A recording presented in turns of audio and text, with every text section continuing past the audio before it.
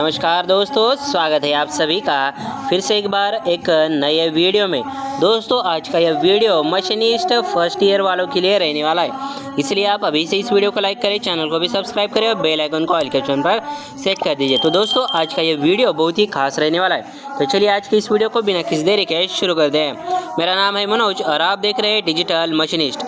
What is the maximum size of the hole can be drilled by sensitive drilling machine? यानी जो संवेदनशील drilling machine होता है उससे अधिकतम आकार का क्या ड्रिल किया जा सकता है, यानी बड़ा से बड़ा कौन सा ड्रिल हम कर सकते हैं, यह यहाँ पर इस क्वेश्चन में पूछा गया है। तो यहाँ पर देखिए 12.5 mm का जो है सबसे बड़ा यहाँ पर ड्रिल कर सकते हैं सेंसिटिव ड्रिलिंग मशीन से। चलिए नेक्स्ट क्वेश्चन देखते हैं। What is the point angle of a drill for drilling mild drill? मृदु इस्पात की ड्रिलिंग के लिए ड्रिल का पॉइंट एंगल होना कितना होना ज़रूरी है? 80, 90, 118 और 120। यहाँ पर यह आंकड़ा 180 नहीं है, यह 118 डिग्री है। यह यहाँ पर टाइपिंग मिस्टेक में हो गया है। देखिए इसका जो एंगल है वह 118 डिग्री होना ज़रूरी है। यहाँ पर ध्यान दीजिए 118 डिग्री। चलिए नेक्स्ट क्वेश्चन देखते हैं। और दोस्तों महत्वपूर्ण दूसरा एक क्या है, यहाँ पर drill angle gauge. Drill angle gauge का यहाँ पर एंगल कितना होता है? 121 डिग्री होता है। यह महत्वपूर्ण एक क्वेश्चन है, इसलिए ध्यान में रखिए, कॉम्पिटिटिव एग्जाम में पूछा जा सकता है। What is the name of the angle marked as X? X के रूप में चिन्हित भाग का नाम क्या है? यानी यहाँ पर जो है एक्स के चिन्हित रूप में भाग का नाम पूछा गया है, तो यह भाग का नाम क्या है?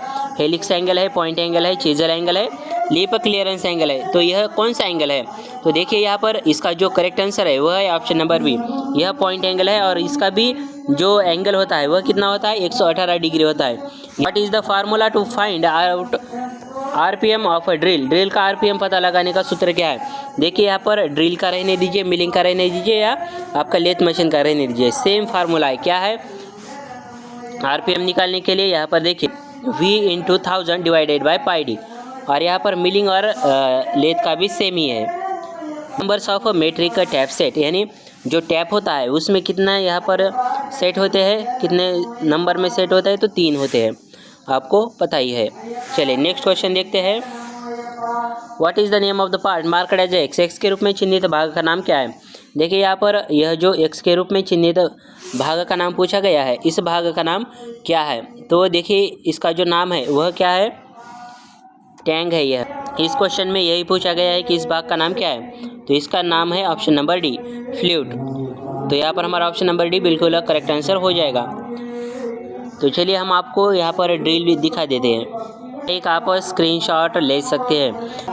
What is the name of the cone shape end of a drill? एक ड्रिल के शंकु के आकार के अंत का नाम क्या है? टैंग है, फ्लूइड है, पॉइंट है, मार्जिन है। तो इसका नाम क्या है? Option number C. देखिए यहाँ पर क्या बोला है, एक ड्रिल के शंकु के आकार के अंत का नाम क्या है, यानी यह जो अंत का नाम है उसे क्या कहते हैं? तो उसे पॉइंट कहा जाता है। ऑप्शन नंबर सी हमारे यहाँ पर बिल्कुल करेक्ट आंसर हो जाएगा। What is the name of the driving end which is fitted on lathe machine on the machine? Driving अंत का नाम क्या है जो कि मशीन पर फिट किया जाता है? देखिए यहाँ पर ड्राइविंग अंत का नाम क्या है जो कि मशीन पर क्या होता है? फिट होता है। लिप कहते हैं, हिल कहते हैं, फ्लूइड कहते हैं, शैंक कहते हैं। तो उसे क्या कहते हैं? तो उसे कहते हैं ऑप्शन नंबर डी, उसे शैंक कहते हैं।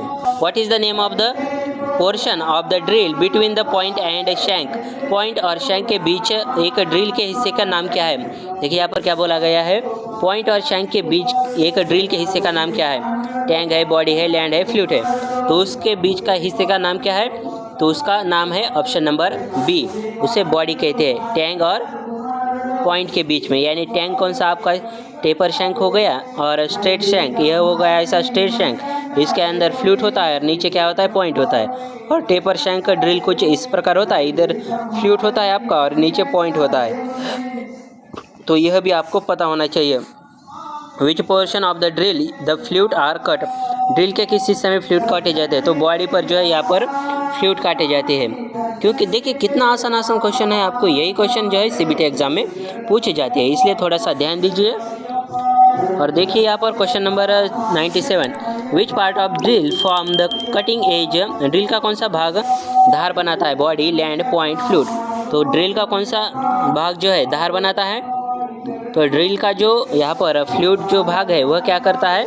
धार बनाता है यानी कटिंग एज बनाता है। What is the name of the part mark as X, X के रूप में चिन्हित भाग का नाम क्या है, यानी इस भाग का नाम आपको यहाँ पर पूछा गया है। वेब है, लैंड है, फ्लूइड है, डेड सेंटर है। तो यह क्या है, तो यह है आपका वेब। ऑप्शन नंबर ए बिल्कुल करेक्ट आंसर हो जाएगा। What is the formula to find tap drill size in a general purpose, सामान्य प्रयोजन में टेपर ड्रिल का आकार खोजने का सूत्र क्या है। देखिए यहाँ पर टेपर ड्रिल का आकार खोजने का फार्मूला यहाँ पर पूछा गया है, उसका जो फार्मूला है वह क्या है, तो देखिए यहाँ पर इसका करेक्ट आंसर है option number A, major diameter minus pitch, यानी मेजर डायमीटर कितना 20 है, पिच कितना है M20 का, यहाँ पर पिच कितना है, तो इसका जो पिच है वह है 3 mm, आपको पता होना चाहिए। तो इसका जो है यहाँ पर ड्रिल कितना मारना पड़ेगा, तो हमें 17 mm का यहाँ पर जो है ड्रिल मारना पड़ेगा, तब जाके हम यहाँ पर M20 का यहाँ पर क्या कर सकते हैं, टैप घुमा सकते हैं। तो यह भी आपको मालूम होना चाहिए। चलिए नेक्स्ट क्वेश्चन देखते हैं। What is the mass production, mass production क्या है। देखिए मास प्रोडक्शन जो है वह क्या है, होता है ये बड़ी संख्या में एक ही काम का उत्पादन करना है, जो है मास प्रोडक्शन कहते हैं। यानी मास प्रोडक्शन में क्या होता है कि एक ही वस्तु होती है, उसका ही प्रोडक्शन क्या करते हैं, ज़्यादा संख्या में किया जाता है, उसे क्या कहते हैं, मास प्रोडक्शन कहते हैं। तो यह आपको मालूम होना चाहिए, क्योंकि बहुत आसान क्वेश्चन है, आपको याद भी हो जाएंगे। तो चलिए दोस्तों, आज का ये वीडियो आपको कैसा लगा हमें कमेंट कर ज़रूर बताइए। यह वीडियो अपने दोस्तों के साथ ज़रूर शेयर कीजिए। इस वीडियो को एक लाइक, चैनल को सब्सक्राइब और बेल आइकन को ऑल के ऑप्शन पर सेट कर दीजिए। तो चलिए मिलते हैं अगले क्लास में, तब तक के लिए जय हिंद, जय भारत।